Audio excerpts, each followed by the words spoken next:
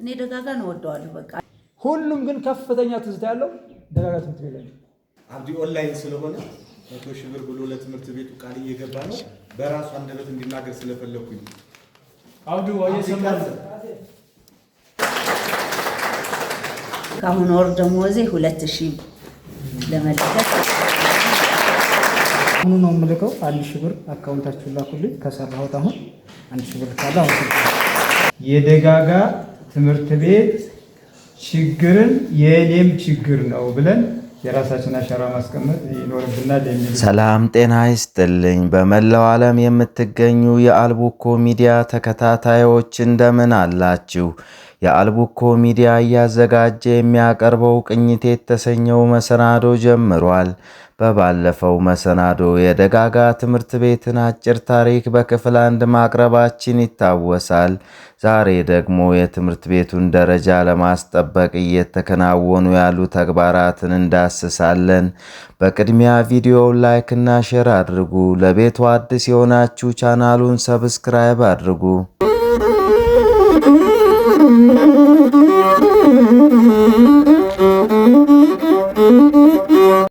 በሳር ክዳን ቤት 1945 ዓመተ ምህረት አሃዱ ብሎ ስራውን የጀመረው የደጋጋ አንደኛ ደረጃ ትምህርት ቤት 73 ዓመታትን የተሻገረ ሲሆን አያሌ መምህራን ተፈራርቀው ሰርተውበታል።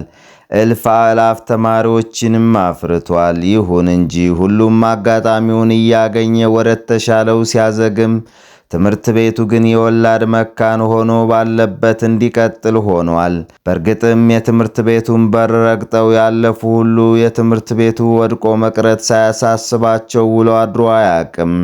ነገር ግን አንድ የሚያደርጋቸውና የሚያሳስባቸው አጋጣሚ ሊፈጠር ባለመቻሉ ጉዳዩ ከምኞት መዝለል አልቻለም። ውስጤን ያማራል። እውነት ለመናገር የወላድ መሃን የሆነ ትምህርት ቤት እንደሆነ እያልኩ እኔ ብዙ ደሴ የተንከራተትን እኛ ያቀረነው ጭታ ግዞ ስንቅ በሷ ግዞ የሚያስተምርናት ነው። የደጋጋ ትምህርት ቤት እድሜ ጠገብ እንደመሆኑ መጠን እስካሁን የተጠበቀውን ያህል እድገት አላገኘም።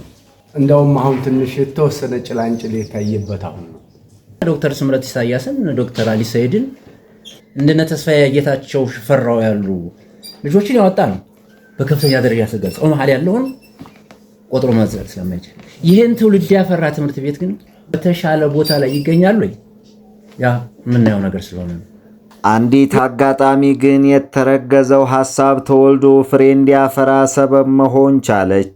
ነገሩ እንዲህ ነው። በ1991 ዓመተ ምህረት የደጋጋ ትምህርት ቤት 8ኛ ክፍል ተምረው ክልላዊ ፈተና የወሰዱ የደጋጋ ትምህርት ቤት የቀድሞ ተማሪዎችና መምህራን ቴሌግራም ግሩፕ ተከፍቶ መገናኘትና መጠያየቅ ይጀምራሉ። ግንኙነቶቹ ጠነከሩ። የተሻለ የሐሳብ ልዕልና ላይ ተደረሰ። የ1991 የደጋጋ ትምህርት ቤት የ8ኛ ክፍል ባቾች የሚለው የቡድን ስያሜ የደጋጋ ትምህርት ቤት የቀድሞ ተማሪዎችና ወዳጆች ኅብረት ወደሚል ስያሜ ተቀየረ።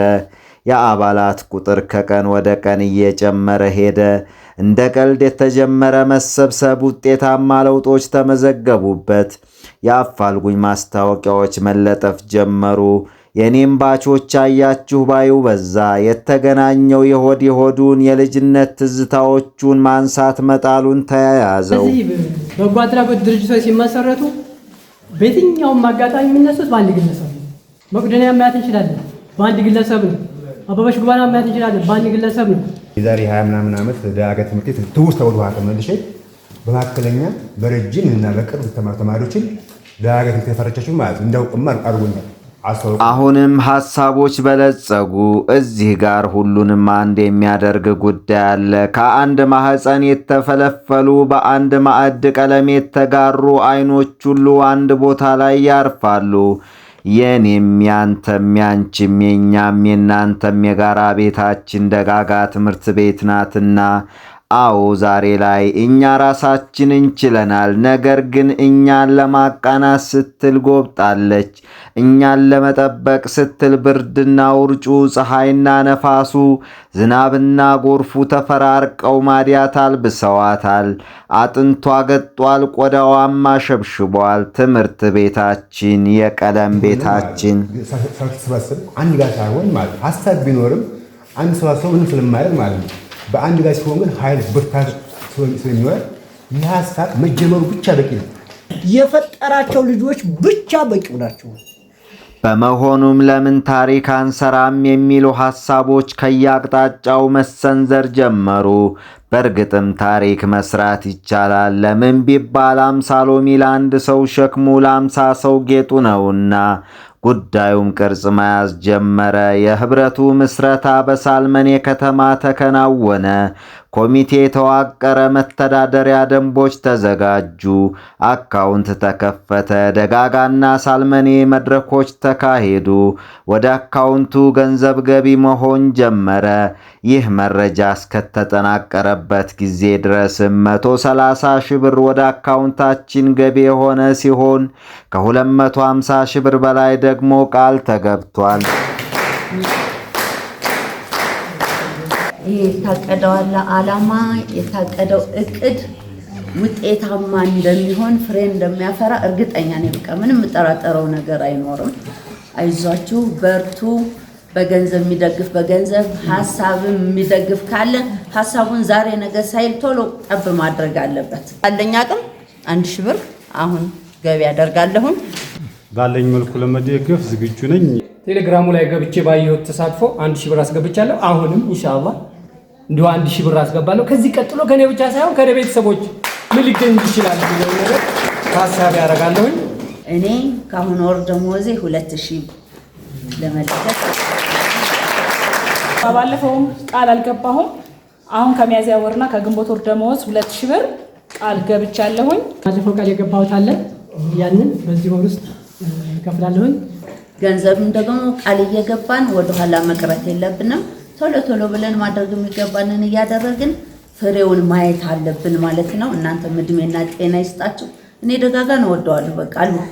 የአጭር የመካከለኛና የረጅም ጊዜ ዓላማዎች የተለዩ ሲሆን የአጭር ጊዜ ዓላማው በሰዎች ለሰዎች መንግስታዊ ያልሆነ ተራድኦ ድርጅት እየተገነቡ ያሉ መማሪያ ክፍሎች ሲጠናቀቁ ምርቃቱ ላይ መገኘትና የትምህርት ቤቱን ጎደሎች መሙላት ነው።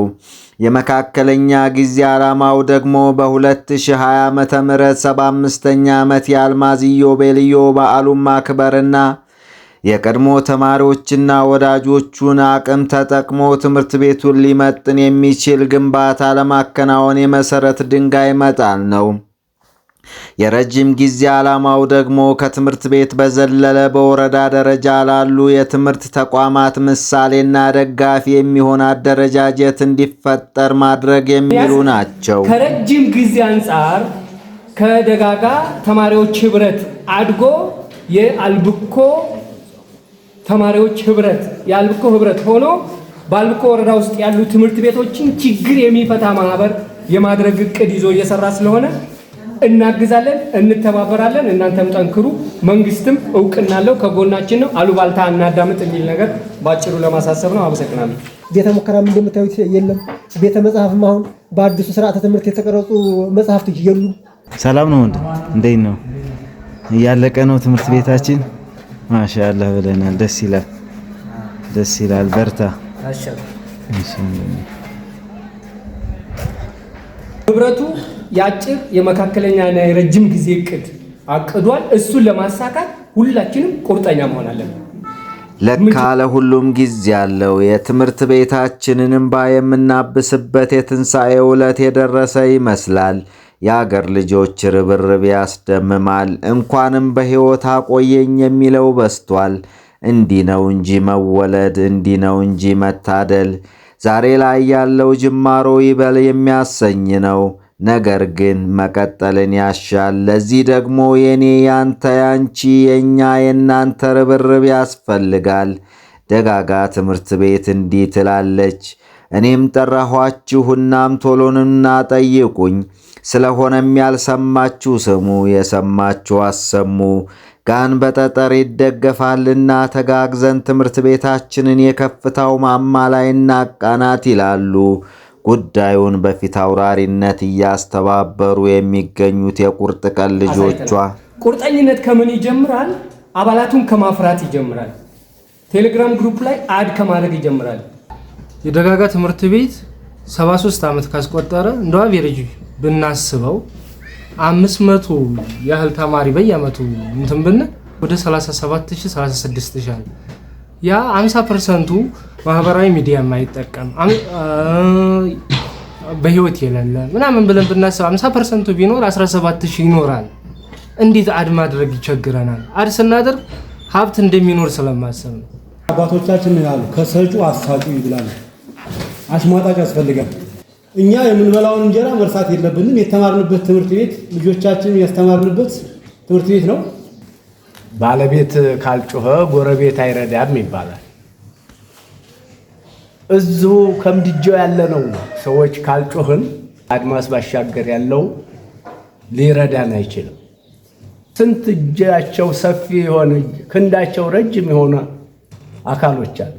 እነዚያ ሁሉ ሊያውን ሊደግፉን የሚችሉበት ሁኔታ ይኖራል።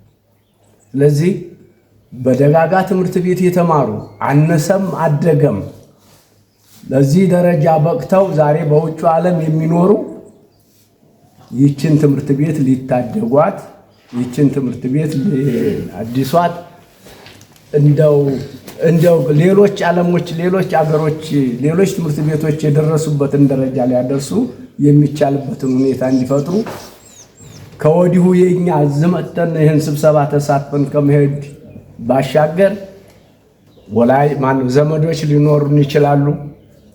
ለነሱ በስልክም በሚደውሉልን ጊዜ በጓደኛም ደረጃ ደግሞ በየቦታው ያሉ የሥራ ባልደረቦቻችንን ሁሉ በመቀስቀስ ለዚህ ሥራ እንዲሳተፉና ሌሎችንም እንዲያስተባብሩልን ጥሪ ማድረጋችንን መቀጠል አለብን ነው የምለው። ጨርሻለሁ። በዋናነት እኛ እንዲጠናከር ከተፈለገ በተለይ አልብኮ አካባቢ ያላችሁ ሰዎች እኛ ልታግዙን ይገባል። ገጠር ለገጠር ይሄን ነው እነዚህ የተባሉ ታሪኮችን እየጠየቀን ተሰንደው የተቀመጡት በጽሁፍ ደረጃ ማለት ነው። እና ኃይለ ማርያም አሰን የሚባሉ ነበሩ፣ ኩራሪ ከበደው እንዶሰን የሚባሉ የቀድሞ ሰዎች ነበሩ። የዛሬም በዚሁ አበቃው። በቀጣይ በሌላ መሰናዶ እስክንገናኝ ሰላማችሁ ብዝት ይበልልኝ። የአልቡኮ ሚዲያ እያዘጋጀ የሚያቀርባቸው መሰናዶዎች ቶሎ ቶሎ እንዲደርሷችሁ የደውል ምልክቷን ተጫኑ።